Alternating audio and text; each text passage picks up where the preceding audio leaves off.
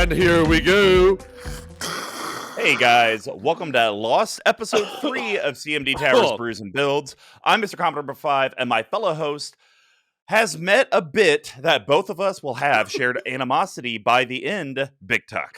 Yes, Mr. Combo-san, as our friends to the Far East would say, Oi Yago Mazu. What is it? Oh, hey, what's that go translate to? Samu, which is hello, good morning. I thought it was going to be something konnichiwa and then a space, but it turns out Japanese literature and alcohol has won again. Welcome, Collective, to another great episode of Brews and Builds. And this episode could not have been done except by our amazing patrons. Whether you're part of the Collective, Squeeze Choir, BigTucks, Mr. Combo, Storm Count, it doesn't matter. We love you guys and thank you for the support. Well, guys, if you haven't heard, we do have an amazing Patron community. You should definitely head over and join cmdtower.com/Patreon. We do have many different tiers. For $15 a month, you can actually join the BigTucks Brew Buddies, get a ton of soft value, but also get CMD Tower swag. And then whenever we come out with new drops, if it aligns up with your tier, you'll also get it for free, just automatically being a part of it. But even just $1 a month helps the community. So go out there and join. But a big thing is if you're an existing patron, go do the referral program. Any of your friends, frenemy, or collective that you want to get to join, have them message us on Patreon, and we'll send you something free for just being great. Now, we do have great swag, merch, foily things. So head over to cmdtower.com/merch. You can pick up our amazing Jund holiday sweater. You can look at our amazing foil playmat from Brews and Builds. That's this really cool astrology, almost kind of has like a Theros feel to it. Definitely there are redacted bits that we can't talk about, but let's just say they have to do with hundreds and hundreds of sleeves. So please help the children. I am begging you. Now, we have started a new partnership. As you've probably heard, and even this episode's based around it, I've done playtest cards. Sometimes I do custom ones that are Game of Thrones themed. Sometimes I've done ones like today, which we'll get into in a bit. And where do I go to get these great cards? Or even if, like Tuck was just complaining about, if you own a single Ragavan copy, you can head over to abyssproxyshop.com and use the code CMD Tower to get 10% off your order. Plus, it's stackable. So I know if you spend over $30 on the website, you'll get 20% off your order. And then on top of that, using that code does help get a little bit of revenue into CMD Tower. So if you're going to go buy playtest cards or proxies, as a lot of people call them, go to abyssproxyshop.com and use CMD Tower to help us out. I can confirm that they have not one, but two options for the Ragavan proxy. One of them with Abu from Aladdin. And then another one, I believe, is some sort of anime, but I can't watch that stuff because it gives me nightmares. And of course, these YouTube videos are brought to you by T-Codes. He's our amazing video engineer at _T-Codes on Twitter. Be sure to hit up Tyler. Let him know what you like about the videos, what you want to see improved, because we really can't do anything without your guys' feedback. So let us know what you want to see, especially now that all of our content's going on YouTube and you're seeing our very questionable faces. Ugh. Ooh. So Brews and Builds is our deck tech series. Since we conquered the path to 32, the 12 themes of EDH decks, we have moved on to a classic brew of day one Brews and Builds with a traditional episode. And we describe brewing of decks similar to how beer is brewed. So we broke it down into 4 different categories. How does your deck actually close out and win games? We call that yeast. And yeast, or, if you will, hold on. We'll get to that later. Are microorganisms that eat the sugar from the grain and poop out alcohol and CO2, and that's alcohol content in the carbonation. Without yeast, you'd be drinking flat sugar water, and without yeast cards, your deck wouldn't meet the goal of actually winning the game. What was that one kind of difficult to say in Japanese? No, I got confused. It's actually kobo. Oh, fair enough. Then we have shenanigans. It's going to be pet cards, synergies to the deck, which usually my proxy decks don't have a lot of spice. Yeah. So that's what we call it. We call it spice. And not every beer has them, but spices or supatsu And other additives help separate normal stock beers from specialty ones. Could be the pepper that tends us out in the jalapeno stout, or the addition of me drinking shots last night at Jack Beagle's, which also has yeast in it. Not every deck has something that makes it pop, but if it does, this is where we talk about it. So without further ado, let's get brewing. Today, we are on Lost Episode 3. It seems to be a trend, Tuck, when we do these Lost episodes. My decks are always proxy decks. The first ones was my Game of Thrones deck. Now we have Najeela campaigning across Japan. Let's head over and see how Najeela is going to win the game with a very focused yeast package. 9 cards. 999. 9 times. So the first card I'm talking about just came out in Strixhaven not too long ago. This card is Banana Hammock. It's absolutely fantastic. So this card is pronounced Strixhaven Tsuchiyamo. Wait, you're saying that Japan does not have a term for Strixhaven yet? How dare they? Correct. I know. All right, ready? I got a lot to say about this one. Okay. 3, 2, what? 1. Strixhaven Stadium. Like we have to read. I already said it in Japanese. We don't need a 3, 2, 1 countdown. Look, listen. I'm not going to take the time to go and look this up and try to read this at the same time as you in Japanese. It's insane. Well, I'm not going to take the time to count down and read with you. So what do you fucking say about that? Yeah, why don't you put that in your pipe and smoke it, BigTuck? You sack of shit. You piece of shit. Piece of shit. Boom. All right. Oh so Strixhaven Stadium's 3 colorless. It's an artifact. You can tap it for a colorless to put a point counter on Strixhaven Stadium. Whenever a creature deals combat damage to you, remove a point counter from Strixhaven Stadium. But Tuck, why do we want this in a Najeela deck? Because whenever a creature you control deals combat damage to an opponent, put a point counter on Strixhaven Stadium. Then, if it has 10 or more point counters on it, remove them all, and that player loses the game. Let me reiterate this. When a creature you control deals combat damage, whenever a creature you control deals combat damage, not when creatures you control, not this only occurs one time. When a creature you control deals combat damage to an opponent. It's insane. It's so dumb. So, okay, so on its surface, guys, basically this is in here as a mana rock. And I swing it once with a Najeela and I probably kill someone. Correct. That's pretty much what it is. It's like a different alternative to Infect. Yes. Tuck, though, we're kind of been talking about like, oh, if we designed it differently, would that make it a little bit more fair? What do you think about this for Strixhaven Stadium? Whenever a creature deals combat damage to an opponent, put a point counter on Strixhaven Stadium, this can only occur once per turn. So that if your opponents are hitting your other opponents, it's getting a counter, because if it was only you only got 1 point counter on your turn, the card wouldn't be playable because it would take forever. Yes. But I think if it was like your opponents, then it becomes this like political game of like, well, I really need to get a combat. I just need to get in, but if I do, that means Tuck's going to get an additional point on the stadium. You're making a card that's already good better. That's a problem, right? With both. How does it make it better? Because right now, this card, as is with Najeela, just wins the game or kills someone on the spot. Right. I feel like with mine, it has to go 3 cycles before it can kill someone, or 2 cycles. Because it can only get 1 on your turn, 1 for each of your opponents. That's 4. You can tap it for 1. That's 5. It's okay. I see what you mean. Do you think that would make it too bad, or do you think that makes it more fair? I think that is the same thing that you just. I think that makes it too bad, right? Because the beauty of this card is that you can stack it and win right away, right? And I think we talked about this card during the previous season, and something that I relate this to, which is also a pick of yours, is like the Celestis, right? Which we don't need to go into, but like these people talk about how three mana rocks are too slow for EDH in its current format, right? Yeah. First off, suck it. Second off, you're wrong. Third off, look at these 2 cards in Skyclave Relic, right? We're talking about 3 cards in a row that all cost 3 colorless that are all complete bangers in the right deck, right? Yep. So I was so proud to see this. I think this card's insane. I think this card rules. I want to see it more often. But again, It depends on your meta. If people aren't playing creature decks, you're not going to see this. If people are playing creature decks, you need to tell them about this card. It's completely bonkers for less than $1. Yeah, for sure. All right, Tuck, give me your second Yeast card. All right.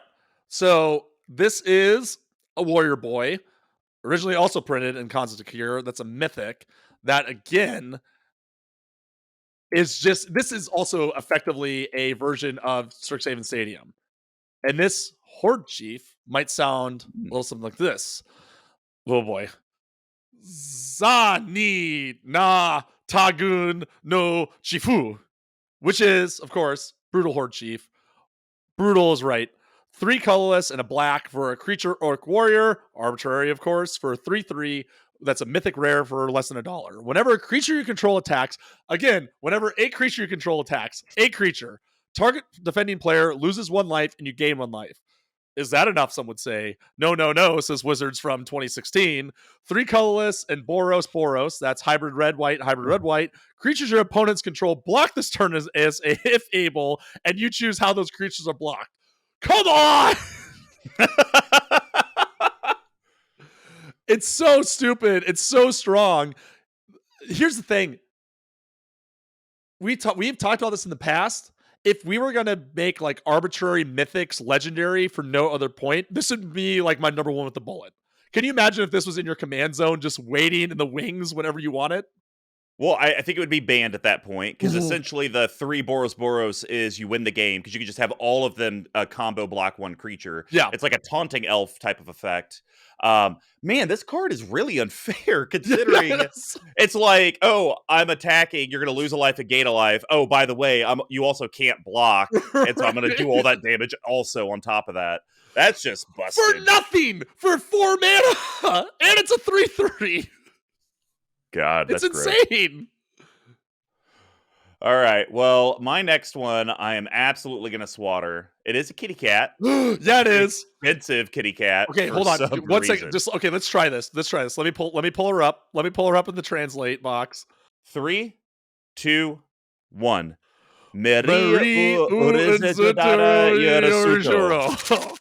Oh God. Merry Weatherlight Duelist. $50. And arbitrarily a warrior for no reason. Well, you could make an argument. It needed to be a warrior because that was out of the pre-con, and that was a cats fighting red zone. That we can live with. Sure, yeah, we can live with. Because if it just said cat, it's like, God, that's an aggressive cat. Right? Yes. Legendary creature, cat warrior, colorless Silencia. It's a 3/2 with first strike. And it also has, whenever Miri Weatherlight Duelist attacks, each opponent can't block with more than 1 creature per turn. Oh my God. Sorry, this combat. And then as long as it's tapped, no more than 1 creature can attack you each combat. It's like, I think people when this first got spoiled, or this was getting thrown around, people were like, okay, whatever, right? Yeah, well, they don't realize. Yeah, great. Congratulations, you reprinted Miri for the 3rd time, right? No Miri's Guile, what the hell? But then when you actually see this,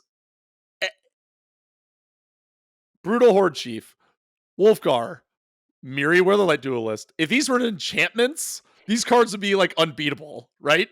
the only reason why they're not completely busted is that they can die to lightning bolt.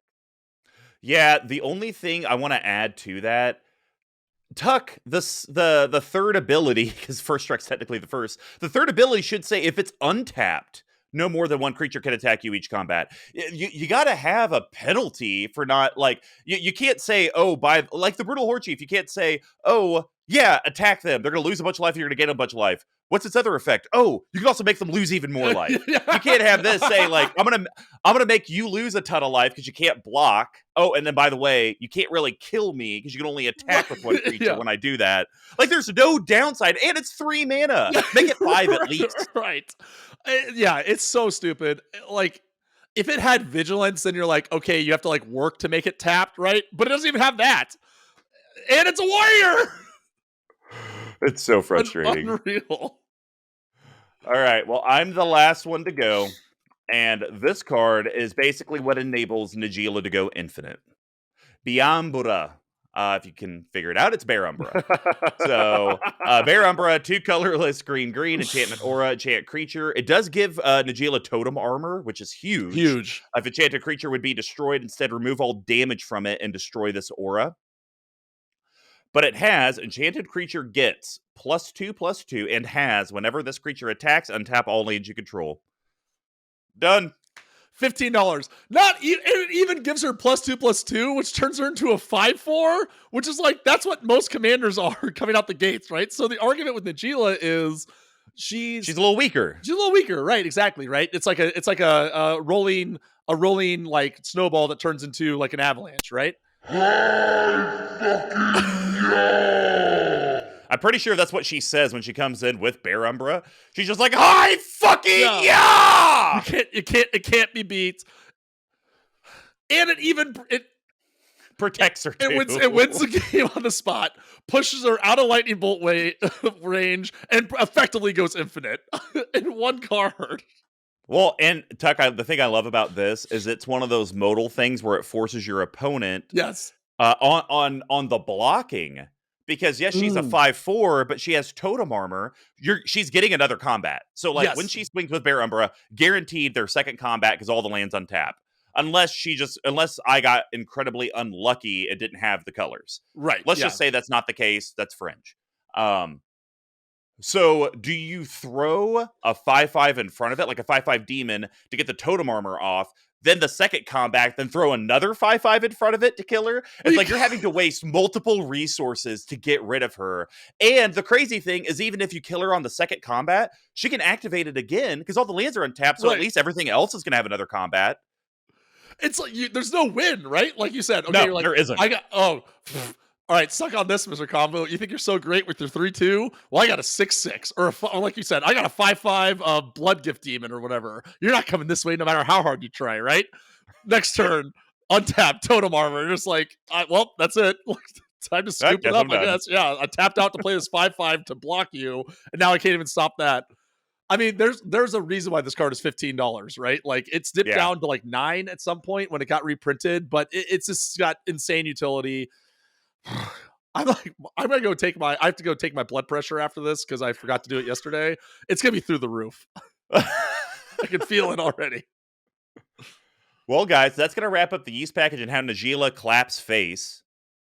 Let's see what very limited spice options I put in this deck with the spice package.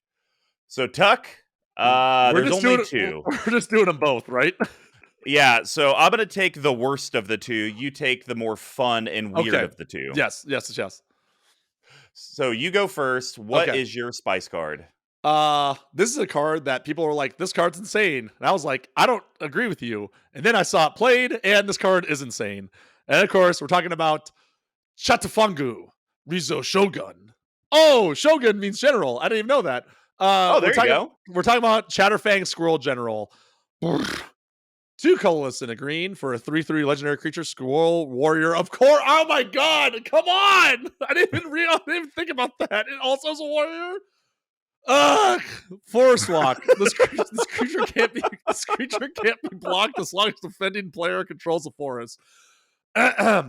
If 1 or more tokens would be created under your control, those tokens plus that many 1/1 green squirrel creature tokens are created instead. Why? 1 black, sacrifice X squirrels. Target creature gets +X, -X until end of turn. Again, why? And it's a warrior. And it's from Modern Horizons, one of your favorite sets, the second round. I hate it. It's so pushed. It's one dumb. Or so you're like, okay, fair enough. You're first reading this, right? Like, okay, Wizards finally got their head on straight, right? If 1 or more tokens would be created in your control, great. So if I make 100 tokens, this is only got triggered once, right? It was like, nice. You fell right into my trap. Those tokens plus that many get added in, and it's a warrior. I hate it. It's so upsetting, but it's so good. But here's my question to you. How is this in the spice? This card is bonkers. So we'll get into that a little bit because I'll be talking about this card in a little bit. Oh. It's actually one, yeah. But I'm not going to get into that. So on its face, yeah, it has Force Walk, so it's going to get through. Sure. It's a warrior, so it's going to get a Najeela trigger. I guess if you have enough squirrels, you can sacrifice them and then give something plus X, minus X. Kill something, until sure. end of turn. So I guess you could kind of use it as pseudo removal or even tuck. If I had a bunch of black mana, well, I'm going to sacrifice one scroll, give this warrior +1, -1. You know, just Right, buff yep. it up a little bit. Or almost sacrifice the squirrels that got blocked to then beef up my other things. Like, there's some strategic stuff you could do there. I wish it made green squirrel warrior tokens. Yeah, but I also wish that warriors never existed, right? And here we are. That's fair. Well, the next one I'm going to talk about is the only other one. We are talking about Dramoca no Fukusha, which is Herald of Dramoca. So, colorless white, creature, human, warrior, vigilance, other warrior, creatures you control have vigilance. It's a 2/2. The reason this is a spice is Najeela makes tapped and attacking warriors. Oh, yeah. So, you know, it's like, it's good from the aspect of if I'm in my infinite loop, my guys are always untapped. So if I ever lose that loop, they're, you know, there for blockers. Yeah. But I don't really feel like this does anything for my deck. I have yet to lose a game because my warriors were tapped and I got hit in the face. It just hasn't happened. That makes sense. And to that point, Najeela doesn't matter if she's tapped or not because you're going to pay and untap her with her ability, right? So she effectively has vigilance in the sense that you'd want it to be, right? Yeah. Yeah. That makes sense. All right, guys. Well, that's going to wrap up the spice package.